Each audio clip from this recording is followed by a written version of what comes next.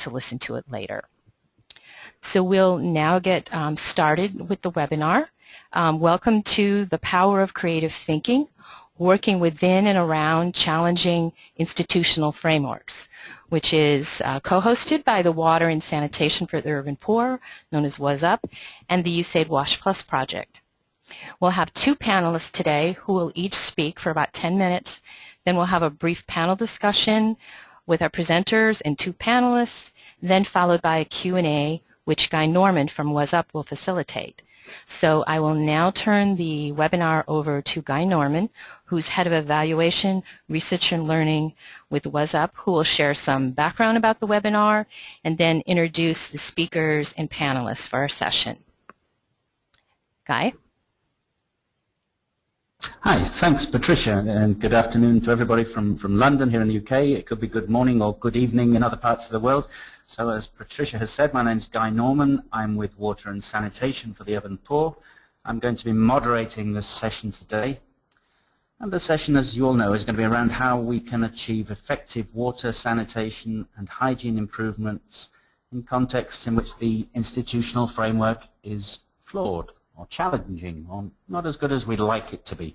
And that's a very common situation for all of us who work in water and sanitation. I guess if I could see the audience, you'd be nodding your heads right now, because I'm sure you're all aware that this is a really common issue. So you're going to be hearing my voice, I'm afraid, quite a lot over the next hour and a half. But before we get started, I just wanted to say that most of the brainwork for this session has come from colleagues who'll be here with us today, but not talking so much. So that's Patricia Manti at WASHplus, who you've already heard. She's the real expert on webinars and setting up these sorts of events. So many thanks to Patricia. And at this end, I'm being helped out by my colleague Sam Drabble, who's done an excellent job in preparing this webinar. And finally, my colleague Gemma Bastin, who's also going to be helping out and guiding me along today. So those are the people behind the scenes. And then in a minute, we're going to hear some speakers. We've got Baghi Baghirathan from Water and Sanitation for the Urban Poor, my own organization. We've got Orlando Hernandez, who's with WASHplus. We're going to be hearing also from Andy Narracott from WSUP and Jonathan Annis from WASHplus.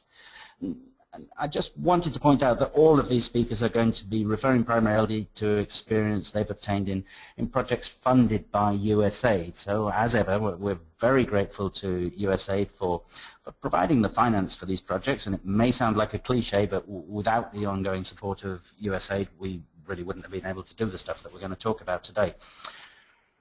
Right, so we're going to be talking today about how implementing agencies like WSUP can improve basic services in which the institutional framework is weak, is flawed, is challenging. And before we start, I just wanted to consider very briefly what that might mean. What exactly are the features of a working context that can make things difficult for implementing agencies?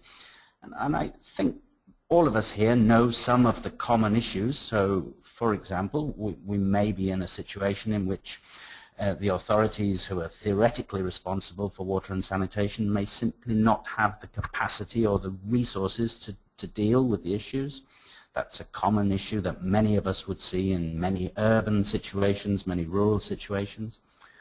Or local service providers, local authorities may have some capacity but be frankly extremely inefficient in terms of their administrative processes.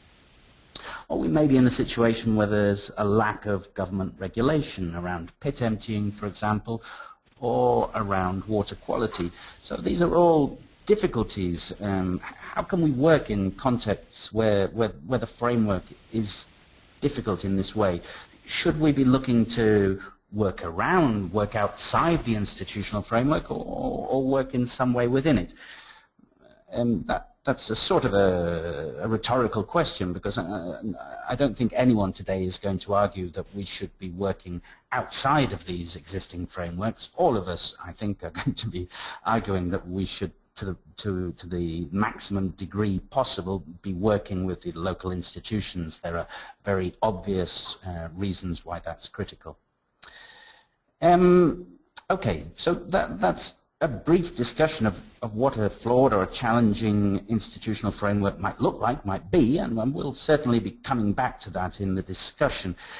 But what I'd like to do very briefly before we start and before I hand over to the presenters today is just to say that although the first half of the session is mostly going to be other people talking and you guys listening, in the second half of the session we're going to very much hand this over to the floor. We're going to be inviting your questions and your comments throughout this session. So as Patricia has pointed out, you've got a question box at the bottom of your control panel. Please feel free at any point from now on to fire away questions that you might have to the presenters, questions to us, to the panel, and indeed your comments, your recommendations. What do you think we can do to work within or around flawed institutional frameworks? Imagine that we're developing a sort of set of recommendations. What would you recommend? And indeed, at the end of the session, we'll be collating those recommendations that have arisen from this discussion and from the audience inputs, and we'll be putting those together in a list and circulating them to everyone. Okay, I think that's enough introduction from me, and what I'm going to do now is hand over to Baghi Baghirathan. Baghi is a long-standing program director with WSUP. He has for many years now, or for several years, managed the WSUP programs in Mozambique and in Madagascar. So he has very extensive experience of dealing with issues of this type. And today, Baghi is going to be talking about how to deal with particularly with administrative difficulties in a program to improve water supply in the capital city of Mozambique, that's Maputo. Baghi, I know you had some connections problems earlier, some microphone problems. Can you hear me? Are you able to come in now? I can hear you well, Guy. Can you hear me? Yeah, Hello? I can hear you perfectly, Baghi. Yeah, good. Receiving good. you loud and clear. So I'm going to mute now and hand over to you. Excellent. Okay. Good day, everybody. Morning, afternoon, evening, wherever you are. Thank you very much, Guy, for that introduction, and thank you, Patricia, for facilitating this and getting some of us to overcome some technological issues. I'm going to be talking about a particularly appropriate case study for this topic, which relates to the program that WSUP has been undertaking in Maputo for the past 7 years, and how we worked with our partners and stakeholders to adapt and overcome challenges and barriers to the institutional frameworks to enable water to be delivered or provide access to the significant population of low-income communities in the peri-urban boroughs living in Maputo. Next, please. When we started in 2008, Maputo City had an extensive network of primary and secondary water mains covering the city, but the low-income population had very sparse connection to this network, around 20% or in fact less than 20% in many parts. And over the last 7 years, we have worked with the main private operator and the water asset owner to enable the low-income communities to get connected to the network by extending tertiary networks and to overcome various institutional and affordability barriers. Next, please. What did we hope to achieve by this process? Primarily, there were two key objectives. One was to demonstrate to ADM, the water operator, which is a private water operator, and other institutional stakeholders supplying water, that connecting low-income communities is a viable business. That was the only way that they would really look at connecting and scaling up services to low-income communities. And on the other side of the coin, to demonstrate to the low-income communities, the householders, that they can have access to good quality and affordable water services by connecting to the network. Next, please. There were 3 key steps if one were to look at the whole process and the demonstration approach that we adopted. On the infrastructure side, it was to extend the tertiary networks into the low-income communities, which was not really available, in order to facilitate these connections, and to mobilize the low-income consumers to connect to these tertiary networks, and also in parallel to influence better affordability. Part of this mobilizing low-income consumers to connect was to simplify the whole process for them to connect. Next, please.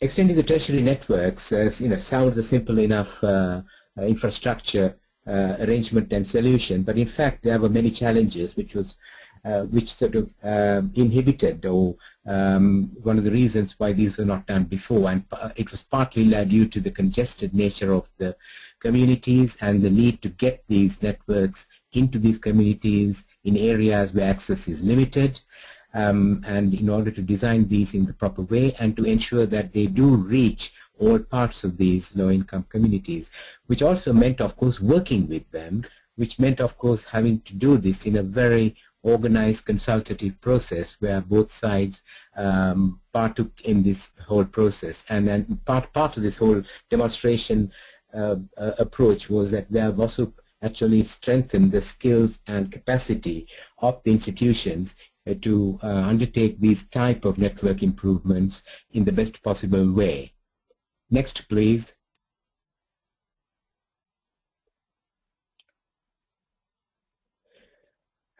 There were several barriers to this whole approach and process, and the key ones were one of having connected up having undertaken the tertiary networks, which was perhaps the easiest step in that process, although, as I said earlier, there were challenges to that. Getting the communities and the households to connect up to these new tertiary networks and to become customers of the operator meant that they had to prove their residency through land title document, which of course most of them didn't have because they were living in informal settlements. And they were also put off by the complex paperwork involved in the whole process, and many residents felt that they couldn't afford the connection charge, which was relatively high at the time, equivalent to about $160 just to get connected. Next, please. Now, with regard to the issue of the land title document, which was obviously a significant barrier to start with, we were able to persuade the private operator ADM to accept a letter from the local administration confirming the residence of the connecting applicants, and work with the local Bairo administration, the Secretariat de Bairo, to provide these letters to the residents who were already there. Of course, they had to ensure that they fulfill certain basic criteria, that they had been resident there for a certain length of time, which most of them had. So that was done, and that obviously overcame a significant barrier. Next, please. Now, the other big issue, of course, there was a whole connection process of becoming a customer, which was an application which many of the residents were unable to complete. They were really not sure what it meant to become a customer of ADM. They thought that they were just signing up to a long period of debt and that they couldn't afford it. And there were many inhibitions to this whole process because this was something that they were really worried about and they had never done before. So we contracted local CBOs who were from the area and who had a very good link and support arrangement with these communities, and they provided information, increased awareness. They helped these communities and individual households to connect up, prepare the applications. And on the other side, we also worked with ADM for them to engage more with the communities, and they relaxed their administrative requirements to enable these customers, these low-income customers, to submit the applications and connect up. Next, please. Now, of course, the other big issue in a lot of these type of situations is the affordability, and one was this connection charge, because the actual tariffs were relatively low because there was a low initial tranche of social tariff once they were connected. And there was a campaign, including from WSUP, for the government and the regulator to reduce the connection charge, which they finally agreed. And the connection charge was reduced by, in fact, over 70%, over 50%, beg your pardon, from 4,300 Meticash at the initial time, which is about $160, to 2,000 Meticash, which was about $75. And that immediately meant that many of the residents were able to afford that and connect up. There was also a further, for the very poor people, there was a World Bank funded GPOBA program which provided a subsidy, and so there was a segment of the population who were the very poorest who were able to connect up as well. And ADM on their side agreed to allow these new customers to pay the connection charge in staged payments of up to 14 monthly installments, which was again a special dispensation. Next, please. The results became very clear and very obvious very quickly, and the momentum really gathered. The contract application turnaround decreased. Coverage rates in these bureaus increased significantly very rapidly after the tertiary networks were implemented. And of course, importantly, the operator started receiving the revenue gains from a very large number of new customers who had connected up. And this was very important because this whole process required a win-win situation on both sides, for both the client and the customer, for the model and the demonstration to be replicated and scaled up across the city. Next, please. The learning from this whole case study and process was that we can address these barriers, such as what we come across here, and adapt challenging frameworks. And once you recognize the barriers, as long as there is an interest and an intent on all parties to overcome these barriers, to resolve them and to find a solution. Now, here the important part of that whole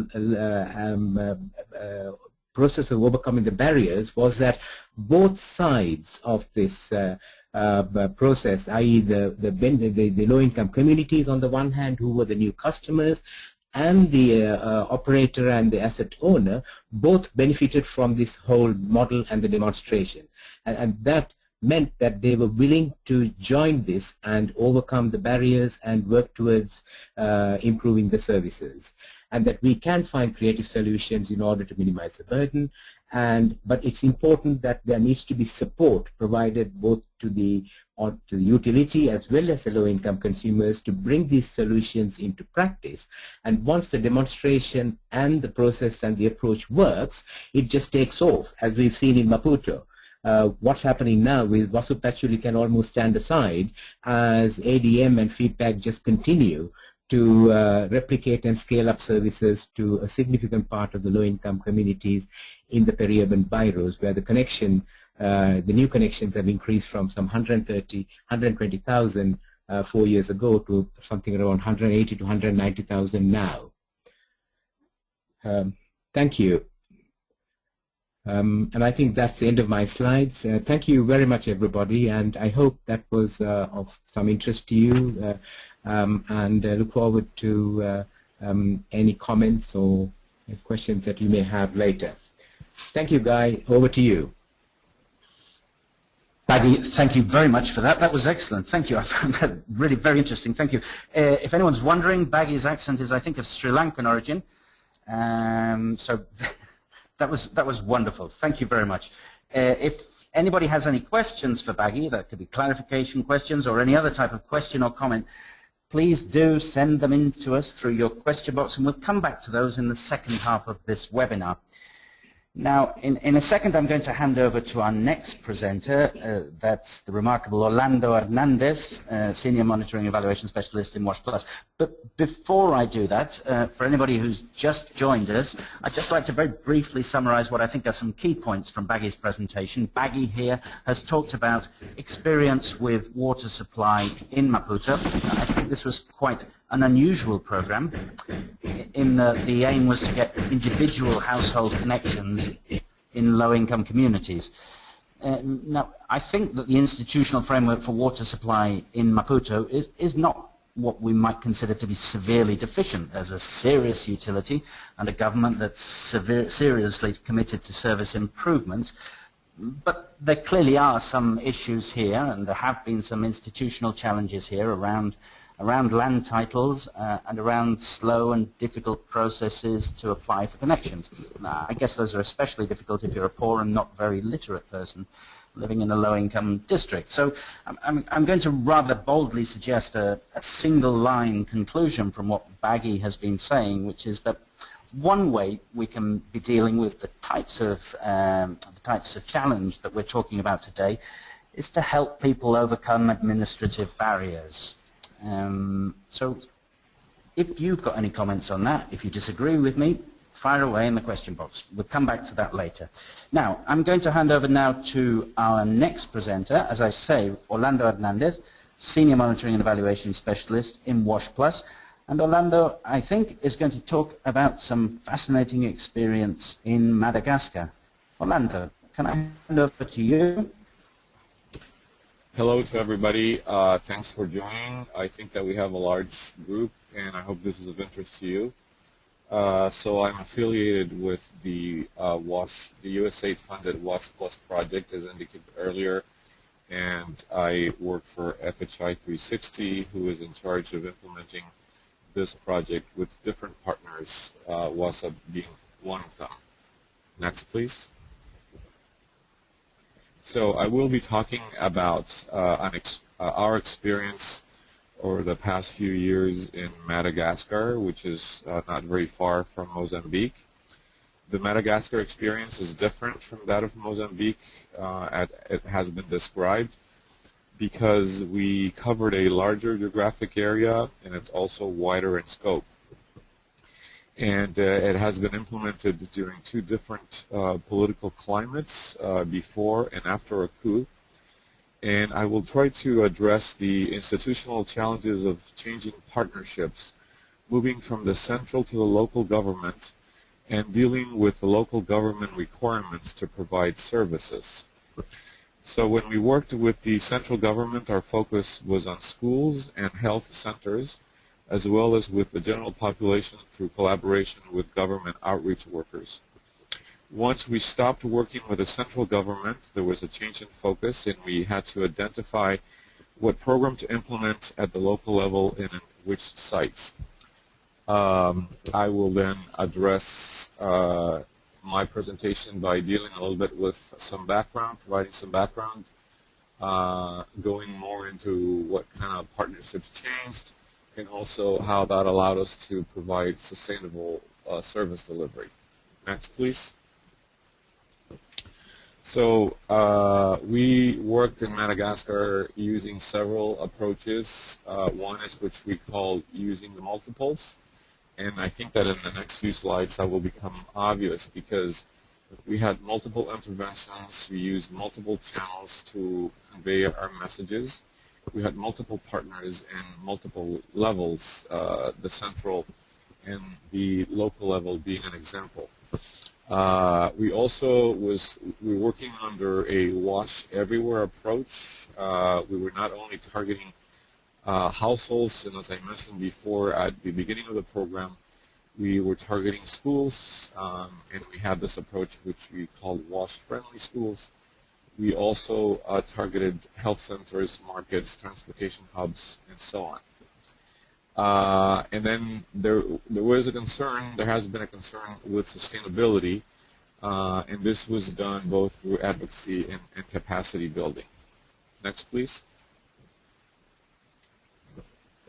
This is just to give you a sense of where we worked in Madagascar. It's mainly in the central areas, the high plateaus, and some coastal areas in central Madagascar. Next, please. I want to then try to bring us to our urban focus, to the program that we conducted in urban areas, because we also worked in rural areas. And there are basically two kinds of services that we try to set up and fund in urban Madagascar in these geographic areas of focus.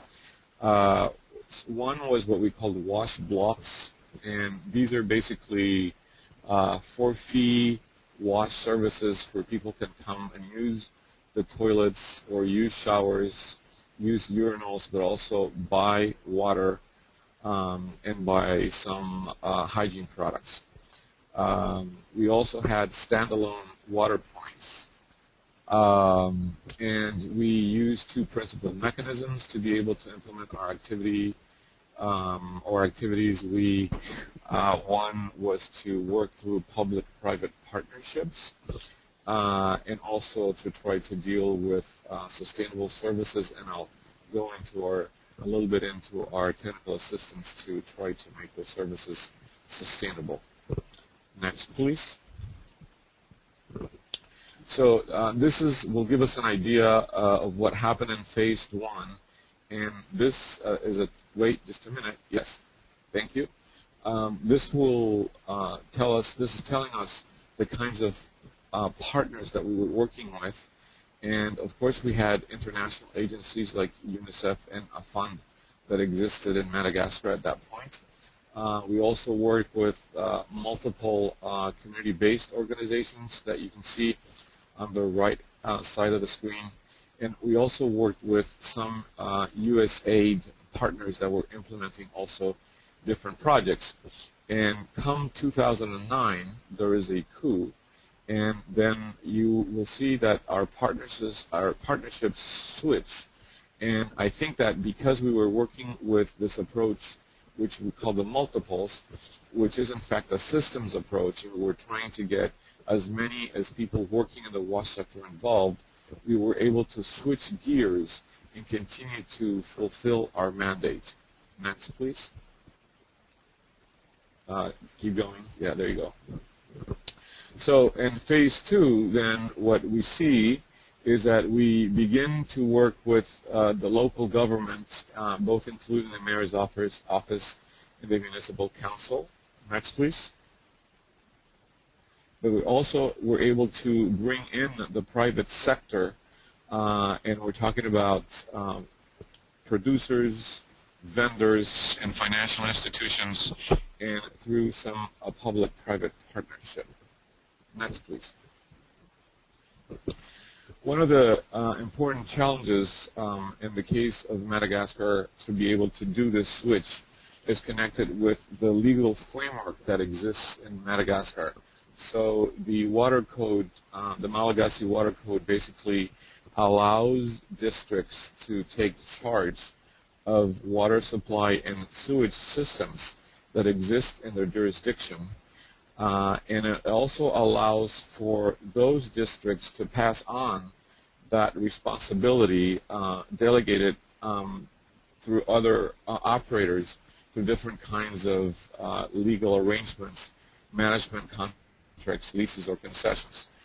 So this is a framework, a legal framework that permits this to happen. I do want to say, though, that it is a challenge because sometimes, well, by law, the central authority has to delegate that authority to the local government, and sometimes it doesn't necessarily happen. Next, please.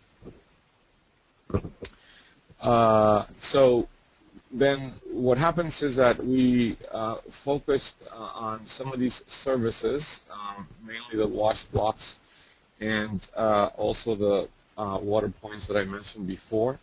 And as we begin to launch into this, we have to, of course, negotiate with the local government the use and transformation of some existing facilities to convert them into the wash blocks that I'm talking about.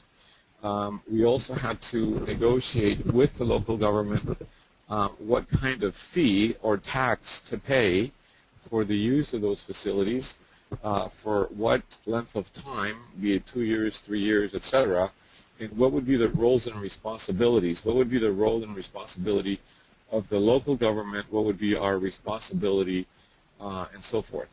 And then we also had to identify an operator.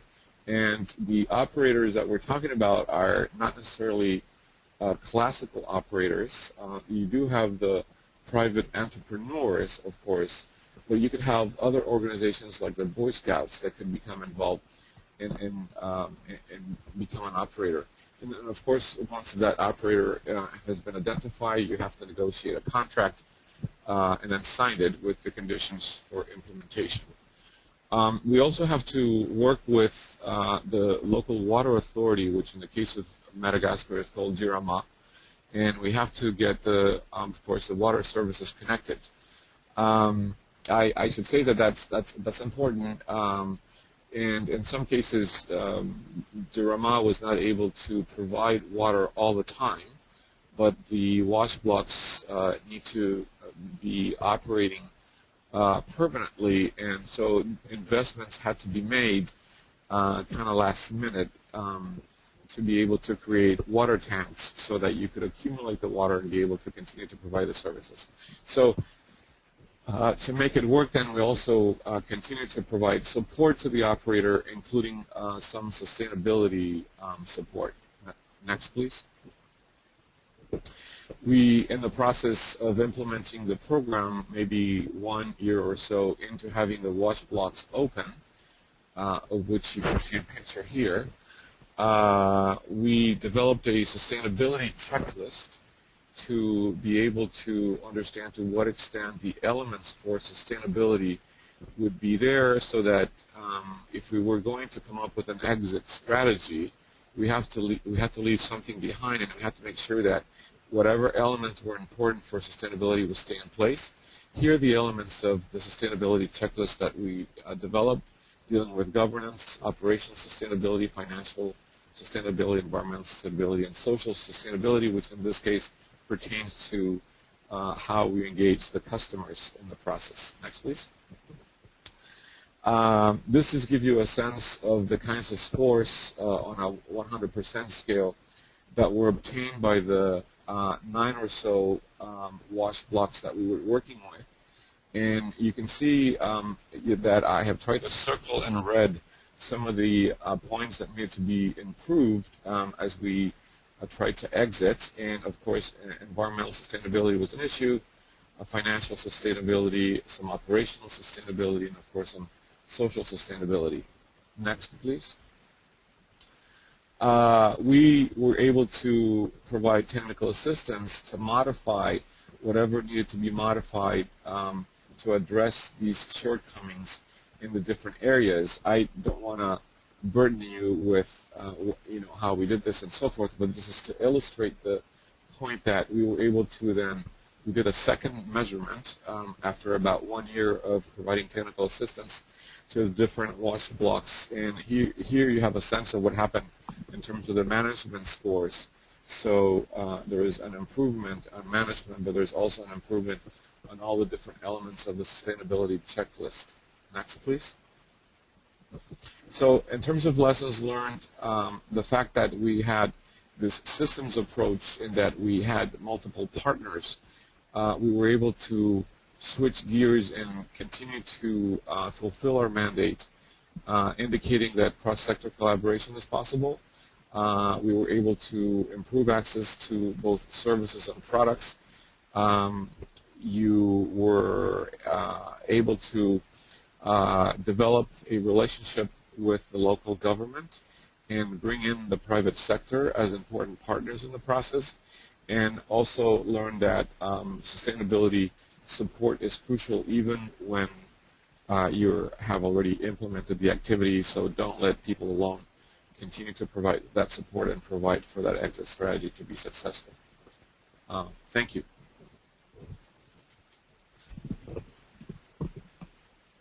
Orlando, thank you so much. That again was a great presentation and very interesting. If I can very briefly be so bold as to draw out some brief key points from that presentation. You're talking here about a project in which there's rather a weird situation with a sudden dramatic change in the political context. It was a national government coup. Of course, that was a particularly dramatic thing that happened in Madagascar, but I think many interventions are faced by dramatic changes in the institutional context, which might be less radical than that. It might be a change of government because of elections. It might be indeed some change in the institutional framework, in ministerial responsibilities for water and sanitation.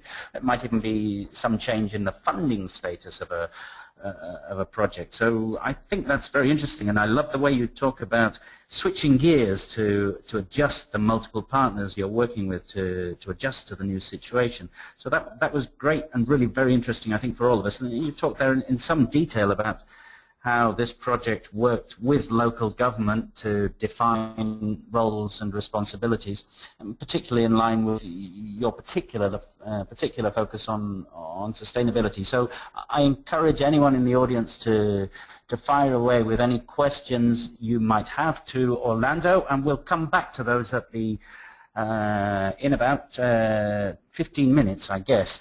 In a minute, I'm going to hand over to our panelists, that's Jonathan Annis and Andy Narracott, and I'm going to get their takes on this issue. But while we're listening to the panelists, and thanks Patricia, I see you've already put this slide up,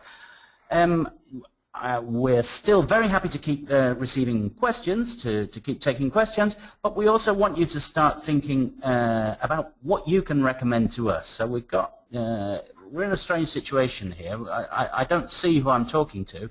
I don't really know who's in the room and who's listening. I guess there's some very knowledgeable and skilled people out there with very substantial experience of these issues in their own working context. So we would really like to get your ideas. And what we do, you'll see on the slide in front of you, we're starting to try and draft a list of bullet point ideas for things that we can do, agencies like WSUP, like WASHplus, like WaterAid, like Water for People, UNICEF, things that we can do to support wash service improvements when the institutional framework is weak. And we've already heard a couple of things today. We've heard that we can help people overcome administrative barriers. We've heard from the Madagascar example, and I think my colleague Andy will continue to talk about this, that we can support the private sector to fill the gaps. So please, fire away, send us ideas. We will be collating those and circulating them at the end of this session. That's great. First up then is Andy Narracott. Andy Narracott is Deputy CEO of Water and Sanitation for the Open Poor of WSUP. He also heads up our Enterprises wing, WSUP Enterprises. Andy, I would like to hand over to you now. I know you've got a lot of experience with issues of this type in the USAID-funded ACF program. I know that in many, indeed all of the cities in which the African Cities for the Future, the ACF program, worked, there were big difficulties with institutional capacity, with capacity of local service providers, with the institutional framework. So I wonder if you have any reflections on what Baghi and Orlando have discussed, and more specifically, I'd like to ask you a more particular question, which is this. From your experience, what lessons can we draw about how to work in contexts in which service provider capacity is weak, and in which institutional frameworks, and that might include regulatory frameworks, for example, in which these frameworks are not well developed? Andy, over to you. Thank you, Guy. Just doing a sound check.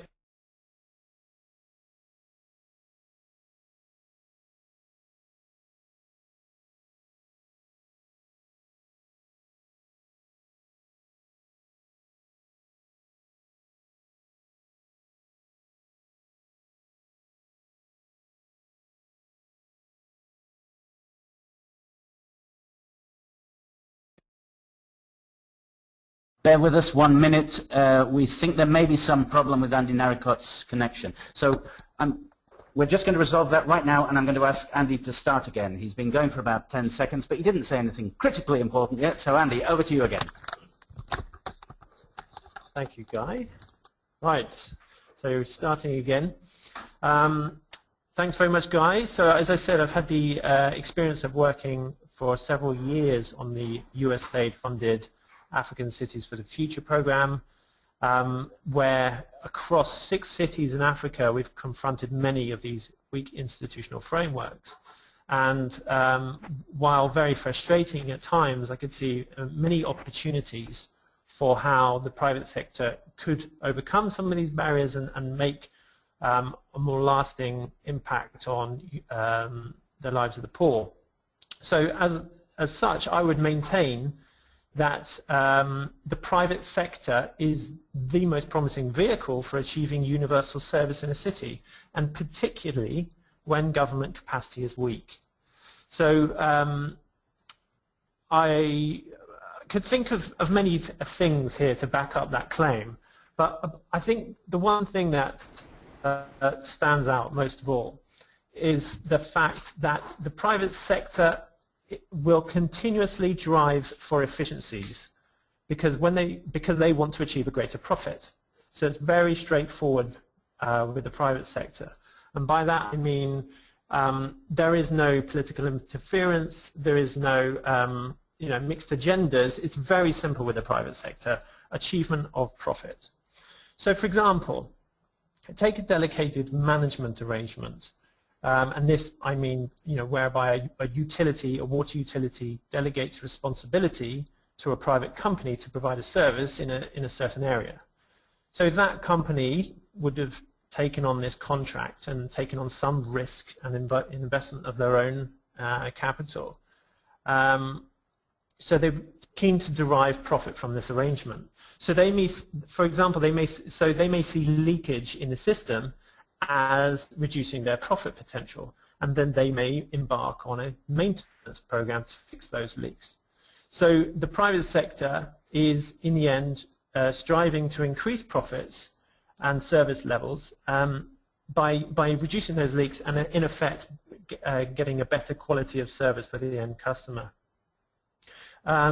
So, example of more profits and better services. Secondly, so there are many contractual solutions that facilitate good working practices with the private sector, and contractual solutions that provide a good mechanism even when regulatory frameworks are weak. So strong contractual solutions can compensate for weak regulatory frameworks. When I mean good contractual solutions, I would mean deriving those by identifying what are the required outcomes you want that private player to be producing, and then translating those into measurable outputs and binding those into a contract. So, for example, take a pit emptying or a waste transport contract provided by a private player. You might define that output as a certain type of pit in a certain low-income area of the city, and payment is only made to that private operator, for example, when a ticket from the waste treatment plant is produced and when there's a receipt, a valid receipt from the customer. So then they would that would be an effective contracting mechanism to partner with the private sector, and the private sector would work within that contract to drive efficiencies for greater reward. And all of this, so you wouldn't necessarily need a very strong institutional frameworks for this to work, but just a very strong contract initially. So in effect, the government would move from the management of service providers instead of actually being the service provider. And I guess, so that's just one example of why it is using the private sector is the most promising vehicle for achieving universal service in a city.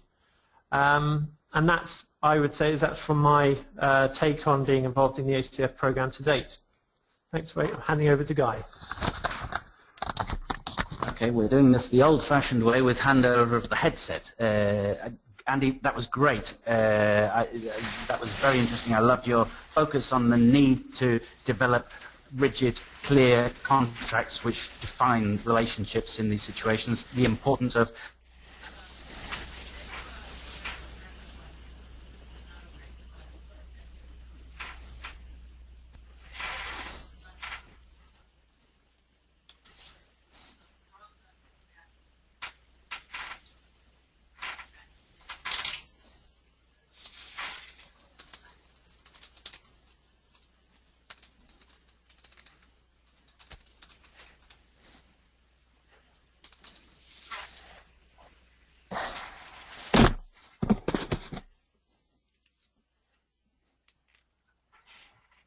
Okay.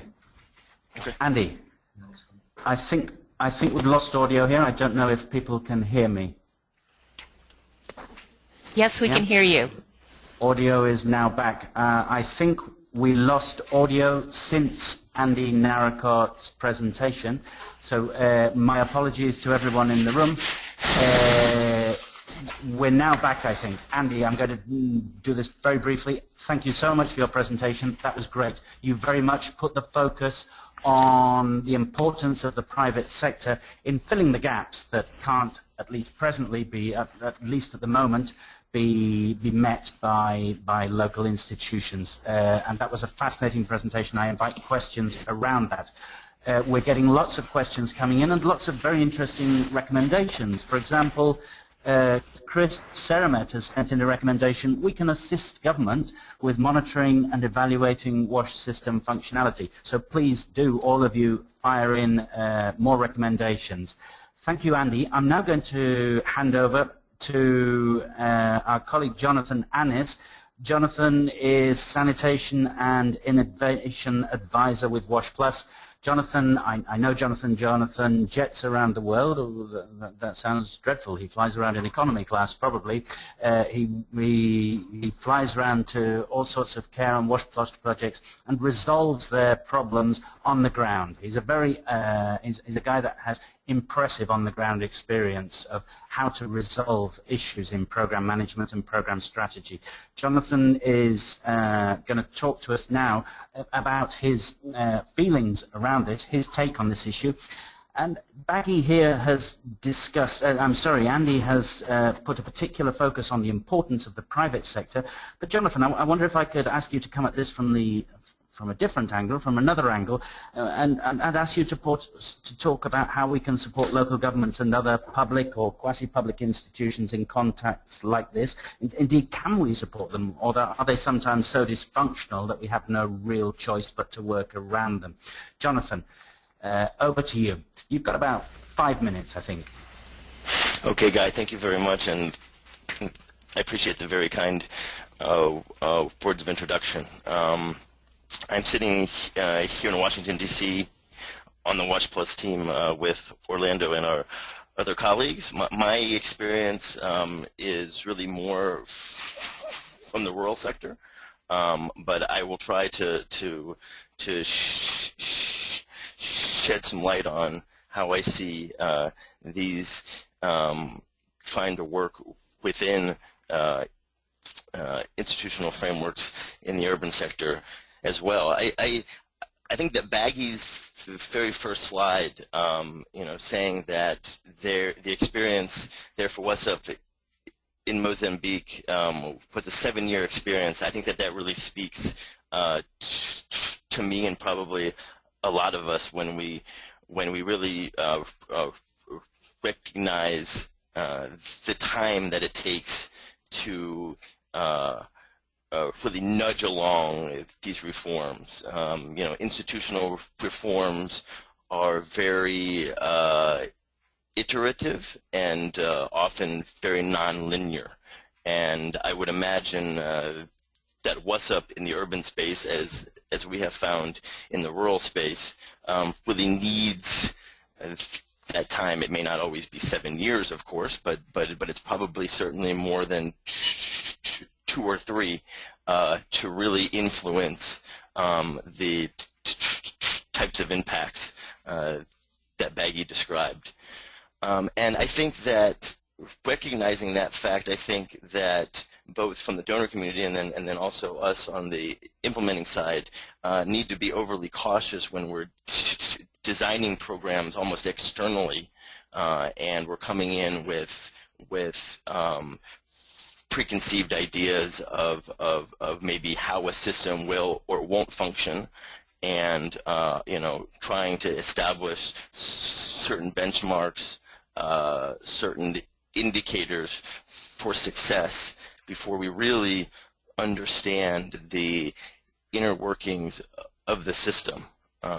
I realize that oftentimes we want to measure our success by very cut and dry indicators that are often related to issues around service delivery. So in terms of urban water supply, this would be non-revenue water, an expansion in the number of connections, other efficiencies within the operation of the utility. I feel that before we get into to really understanding the technical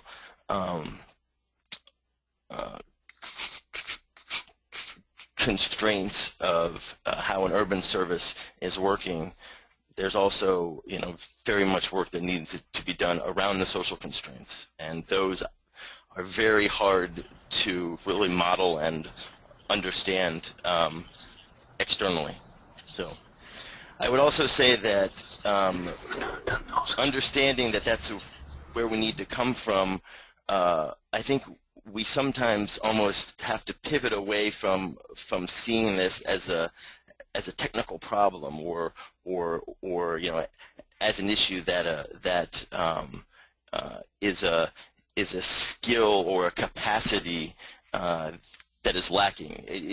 In some cases, it very well may be skills and capacity that are needed to be developed, but oftentimes I think that when changing institutions, you're more needing to work at the level of advocacy, of influencing, of knowing who are the persons in these organizations that really hold the power for making decisions.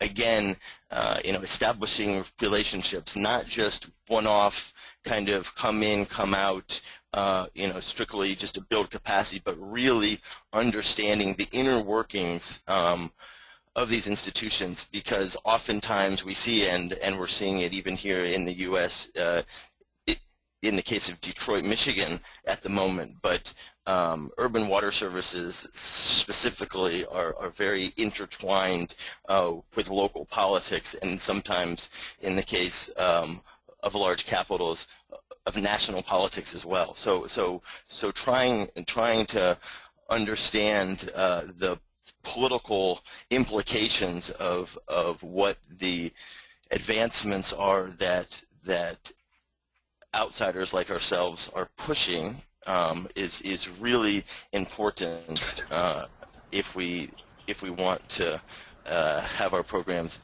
be successful in the long run. Jonathan, I'm going to come in there. Yep. Guy here, I'm going to come in there as moderator. That's brilliant. We're very short of time, so that was fine. Fascinating, excellent. I know I haven't really given you full time to absolutely finish that, but this is a very clear message for you, very useful. What I do want to do now is hand over to questions from the floor. In fact, this meeting is scheduled to finish in a few minutes' time, but we're going to keep going for at least another 20 minutes, probably half an hour, because we've got a bunch of questions here. We invite you all to stay on. We're going to be here. We're going to be we're going to be putting some of your questions now to the panel. And the first question comes from a guy called Christopher Zulu. Christopher, I don't know you.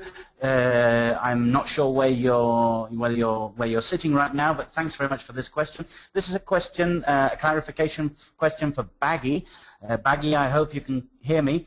Baghi, I'm going to ask you to answer this question very, very quickly, because we want to keep this quite rapid fire now, otherwise we're not going to have time for questions and for comments from the panel. So Baghi, very quickly, Christopher would like to hear a little bit more about the demographics in Maputo, and he's particularly interested about the ratio of renters versus owner-occupiers in the communities in which you work in Maputo. And very briefly, does that have any implication for this issue of particularly of this issue of land title and providing household connections in these communities? Baghi. Yeah, okay, thank you, Guy, and thank you, Christopher, for the question. Interestingly, in Maputo, the majority of the low-income community households are owner-occupied, and this sort of goes back to the history of how these informal settlements are formed. There are some sections of these communities, these byros, which are rented, and there are landlords. But by and large, the issues and problems of trying to convince the landlords to get a household connection as opposed to the owner-occupier or the occupier themselves has not been a major problem in Maputo. The peri-urban byros are also fairly clearly defined in the sense that they are occupied in certain parts of the city. They are not integrated within the other parts of the city. So the city is primarily divided into sort of a central sort of area, which is the more developed area where you have the more affluent segments of the society and the community living there, and the peri-urban byros largely occupied by the low-income communities. Does that help to answer your question, Christopher? Okay, I hope great. so. Great, thanks very much. I'm going to be rather the rude moderator here and push this along because we do need to move this forward. Baghi, I think that was a very helpful and useful answer. Orlando, if you can still hear me, I've got a quick clarification question for you. And again, please try to respond to this very quickly so we can keep this moving and give everyone a chance to ask their questions. This is a question from David Crossweller. David, I know that name. I think I've met you somewhere, but I can't remember where. David's question, Orlando, is around what type of toilets were you supporting in Madagascar, in your programs in Madagascar? Toilets that you need, basically improved toilets. You need water-sealed toilets, I should say. I hope that answers the question. Wow, that was a quick response, Orlando. You get the prize for the quickest response. I'm impressed. That's great. Thank you so much. What I'm going to do now, and we have got a bunch of other questions. Now, we're not going to have time to respond to all the questions that have come in. What we will do in our processing of this information and our little write-up of the results of this webinar, we will make sure that all those questions are seen by the presenters and are answered by the presenters. So bear with us, bear with us. I've just heard that Christopher Zulu is based in Malawi and is on holiday in Bradford now for a couple of days. So that's a useful piece of trivial information. Meanwhile, we have been getting a lot of recommendations from people. So if you look back at that slide, we asked you to come up with ideas around how agencies can support water service improvements when the institutional framework is weak, and we asked you to give us suggestions along the lines of we can help people overcome administrative barriers. And we've got 5 or 6 suggestions here. Now I'm going to go through some of these and I'm going to ask the panel for their responses to this and ask whether they think these are good ideas and useful. Meanwhile, please do fire away with more. We've got one here from Chris Seramet, I'm not sure if I'm pronouncing that name correctly, saying we can assist local government to collect data, and a very similar one from Chris around we can assist government with monitoring and evaluating WASH system functionality. I wonder if anyone from the panel can jump in there and comment on that. Is that a useful idea? Can that work? Can helping local government to collect data assist with overcoming the challenges that we often see in these sorts of situations? I can just suggest something here that. Am I coming in? Okay, I just suggest I think that's helpful. I think it's useful to hold government providers by the hand and demonstrate approaches, better ways of working. But a caution whether or not they will take full ownership of that. I think if there is a process in initiating some data collection and then slowly transferring that over, I think absolutely run away with it. I don't think. I'd say, Jonathan, have you? I think that the question is, or this suggestion is very closely linked to the role of the regulator. So how do we support these institutions, especially if we're going to a more private sector driven model to really be a regulator? I would agree with Chris Seramet that does need to be informed by data and by metrics that are either reported on independently by the service provider or collected through other means of verification. That's good, and I'm glad to see that you're responding positively to that idea. Baghi, I know that in Tana in Madagascar, we are indeed supporting local institutions to collect better data. I wonder if you could very briefly outline what's happening there.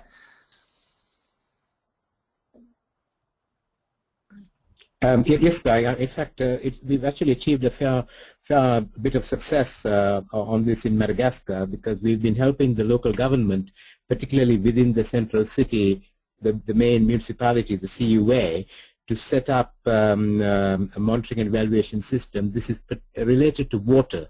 In the WASHplus program in Madagascar, we've helped to develop a network of currently about 175 water kiosks in the city, and that is being doubled in the next 3 years. And these are being managed through delegated management contracts with water user associations through the whole local government process with delegated management contracts. And we've helped to set up a monitoring and evaluation system which is now managed by the central authority, where information is collected regularly on a monthly basis on actual performance, including revenues, water sold, and it comes through the system of the arrondissements, the Fukuntanis, into the central government, and we've helped to set up and train technicians to archive this data, do some basic analysis, and it's beginning to function, because this information is then used in turn to get certain taxes that are collected as well. Baghi, that's a very great, a very useful, a great summary of what WASHplus is doing in Madagascar, and I personally would strongly agree with Chris that supporting local governments and local institutions to collect better monitoring data is a great idea for all sorts of reasons, notwithstanding the evident challenges that Andy has referred to. But I think here we're talking a lot about what we can do ourselves, and we've got a very interesting suggestion here from Louise Maule. I'm not quite sure how to pronounce your name, Louise. Again, I've heard your name. I think I've met you somewhere. My apologies for not remembering. And Louise is suggesting that we can build civil society capacity so for example among CBOs to build and channel demand for WASH services. And I think this is quite an interesting suggestion, because it's taking us away from thinking about what we can do as implementing agencies coming from outside towards supporting local societies to develop their own capacity within their own local situations of weak institutional support. I wonder if I could ask anyone from the panel to come in on that. Do you have any experience of this sort of approach? Do you agree with what Louise is saying, that we should be building civil society capacity? It's hard to disagree with, really. But have you got any experience of this?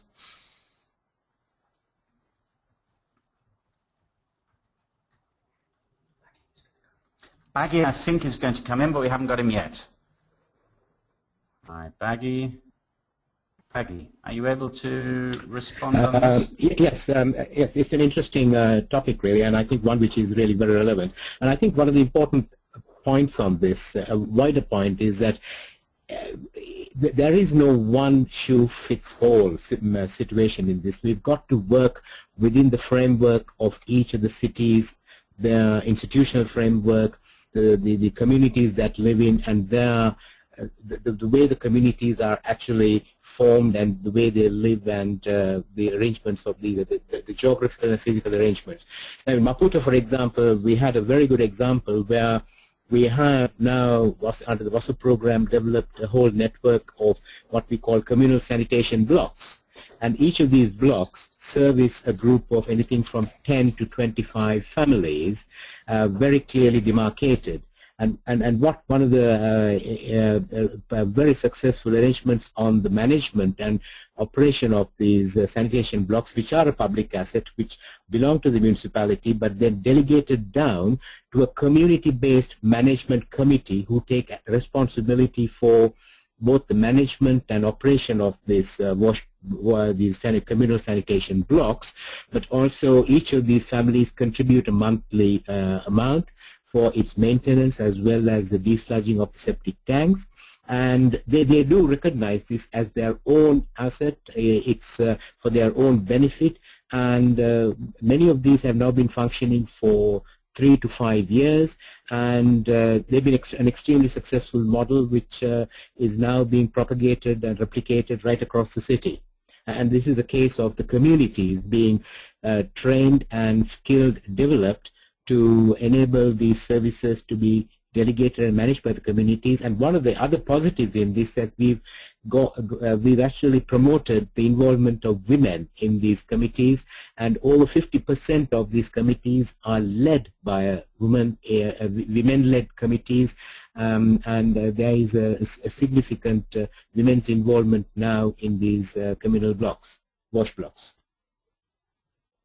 That's great, Baghi. Thank you so much for that. And in relation to this, I just wanted to comment on another recommendation we've had from, and again, I may have some difficulty pronouncing a name here, from Samuel Owusu Ajay. I'm sorry, Samuel Owusu Ajay, who's from Ghana, who is suggesting that we can facilitate the creation of advocacy platforms for people to demand wash services. So again, I think this is an interesting distinction. We're not just talking about building civil society capacity, but also supporting poor people, marginalized people, to develop a better voice and to demand better services from their institutions, to demand that the institutional framework and institutional capacity improve. Of course, that's not straightforward, but I think it's a useful item to have on our list of recommendations. Now, moving on from that, we've got a rather different recommendation or comment coming in from my colleague Bill Peacock here in the UK,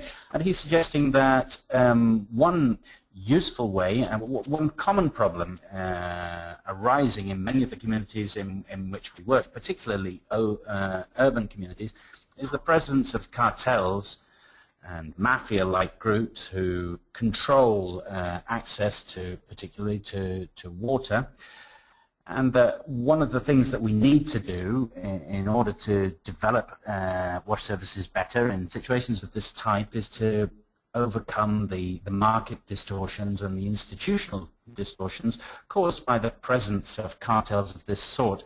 Andy, this relates somehow to private sector involvement, but because of course it's difficult to support small enterprise in a business environment which is frankly corrupt and where free enterprise is not really allowed and can't really survive in the face of monopolistic competition from a cartel. Can you comment on that?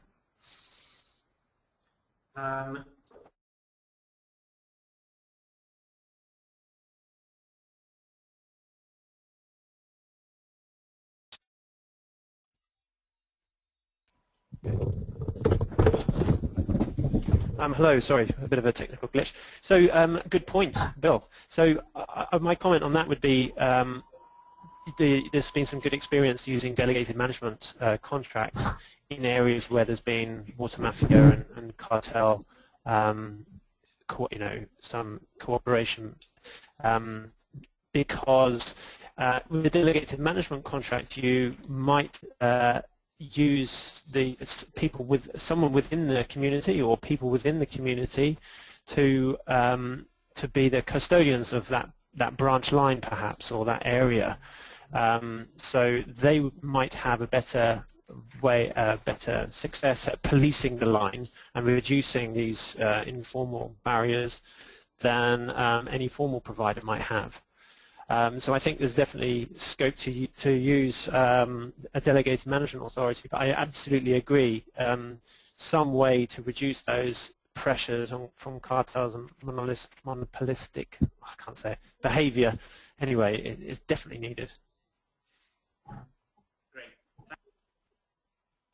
Great, thanks for that, Andy. And I think that's a clear answer. We've got a somewhat more critical view here from a colleague called Declan Hearn, Hearne.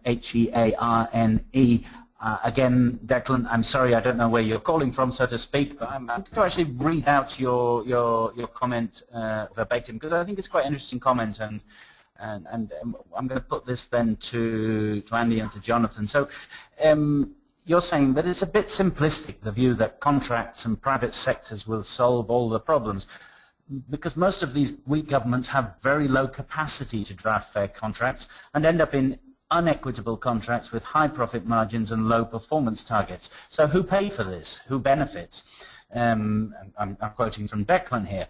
Declan saying, while politicians and local businesses sit back and rub their hands to break the contracts, then the local government has to go through costly litigation processes to seek a better deal. And again, who is paying for that? Who is stomping up to pay for that? Andy, I'm going to put that back to you, or do you want me to hand over to? Can you take that? Yeah. Yes. Yeah. Sure. No. Yes, yeah, sure. No, very good point, Declan. It is a rather simplistic view that you can literally just write a contract and sit back and let the private sector deliver services for the benefit of the people. But obviously, they're looking to maximize profit, and they will cut corners as much as possible. But I think we need to recognize that a very strong regulator is absolutely essential in a good contract, a good public-private partnership.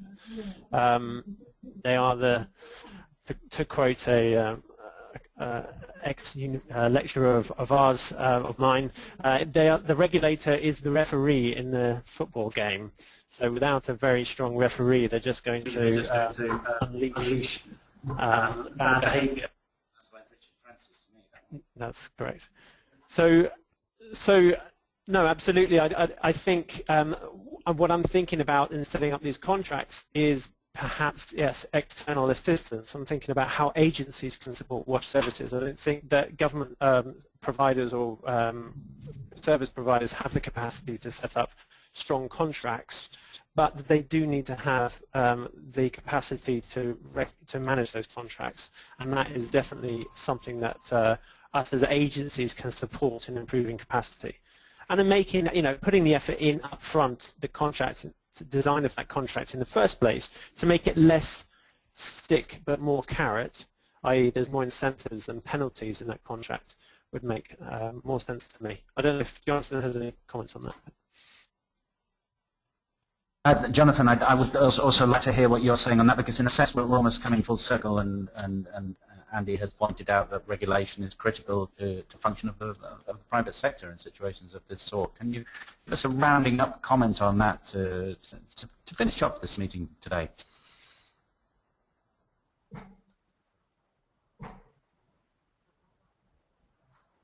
Jonathan? We're not hearing you, Jonathan. Are you hearing me now? We're hearing you now loud and clear. I wonder if I can put you on the spot, ask you to come back on this, and we'll be pulling this to a close now. Okay, sure. With the most important person. Okay, thank you. On the contracts, I've been involved in a few countries where, in the rural space at least, we're trying to go towards more having model contracts. So we're having multiple eyes, both from the implementer side, from the government side, and really importantly from the legal side, really pick apart these contracts and understand each one of the clauses. Now, there will be some things that will be very specific to a certain case, but for instance, a delegation contract for a rural water supply system in Madagascar, there are a lot of articles that are going to be very similar, if not identical, from one case to another. And I think that if we can find some commonality in the clauses, and we've vetted those clauses with the appropriate people, that our contracts can be very strong and very robust, and so it's very clear what the responsibilities are for all of the parties involved. Jonathan, that's wonderful, and thanks very much for that. We're coming towards the end of our allotted time, our extended allotted time. And I'm going to round this up now and bring this briefly to a close. I'm not going to bore you too much more with my voice, which you've probably had enough of by now. I'm just going to very briefly mention that we've had a fascinating chat. This has been very interesting to us. It'll be a learning experience for us to sit down, to write up these recommendations and put these in a form that we can circulate at least to the people who have participated in this forum and possibly beyond. We've talked about some really interesting stuff. We've talked about how one of the ways to deal with these issues is to help people in low-income communities, be they urban or rural, to overcome complex administrative barriers. We have talked about the great utility and usefulness of bringing in local private sector to fill the gaps. We've talked about the importance and some of the detail of that, the importance of defining these relationships with contracts, with delegated management operations. We have had a critical discussion highlighting that bringing in the private sector is clearly not easy. The private sector in these situations is facing enormous challenges. We have discussed how it's critical to support regulation in order to facilitate private sector involvement and really to create demand and create markets. And we've discussed how it can be very useful for agencies like ours to support data collection, monitoring and evaluation processes, because this can help build local government capacity.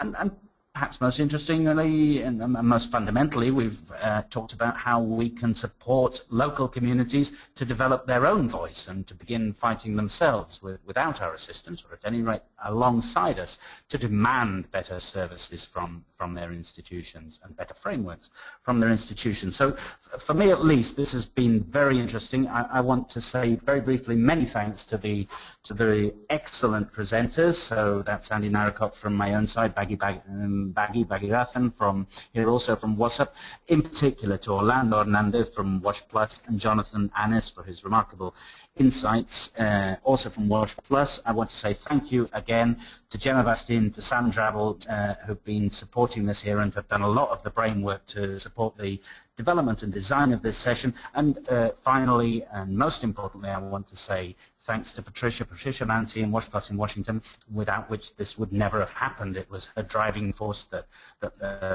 got us doing this. So it's been a great pleasure working with WASHplus to bring you this webinar. It's the first time we've done it. It's been an interesting experience for us. Thank you very much to all the people that have joined. As you see on the final slide, we're asking you to send us any more recommendations, any case studies that you may have, any other resources that you think can support this, and we will sit down, dedicate some hours to developing a resource pack, including the set of recommendations, which we will circulate to all participants in this event and possibly in some way circulate more widely. So many thanks. It's been a pleasure. Thank you very much. Bye-bye.